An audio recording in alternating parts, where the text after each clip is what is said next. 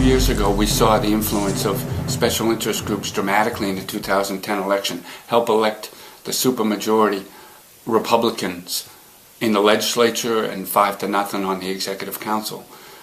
Well, 2012 election is well upon us, and we're seeing special interest group influence on both sides. And who is their target? Well, there are many targets, but one of the most fascinating ones on Tuesday are the Republican moderates that remain in the legislature.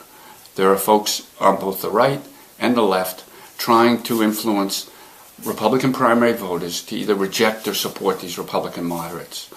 Citizens for a Better New Hampshire was formed last week with more than $30,000 in donations from the National Education Association in New Hampshire, the largest teachers union in the state. They're supporting these moderate Republicans, more than 30 in number, with direct mail, with telephone calls, with other get-out-the-vote efforts.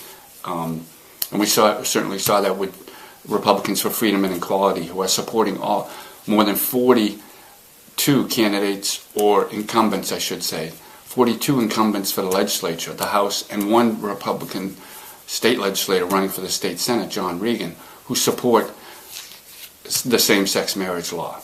So they're trying to defend those folks and help them get elected on Tuesday. Meanwhile, you have the New Hampshire Advantage Coalition, conservative, primarily anti-tax group that has been in existence for more than a decade. They've ramped up attacks in the last week or two against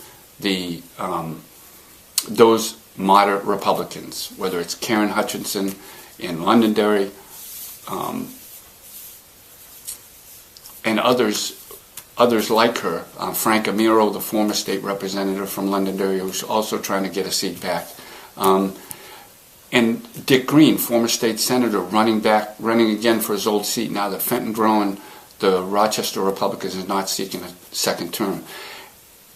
And they're talking about taxes, they're talking about spending, but their main focus, the New Hampshire Advantage Coalition, is to support the right-to-work law. All of these Republicans they're opposing are on record against right-to-work.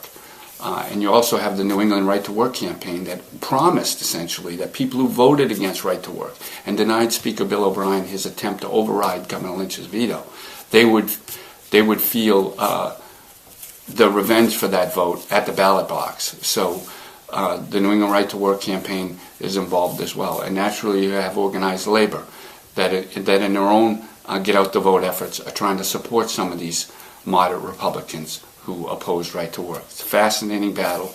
It'll be played out on Tuesday and beyond in November. And we'll watch it here for you at lobbynews.com.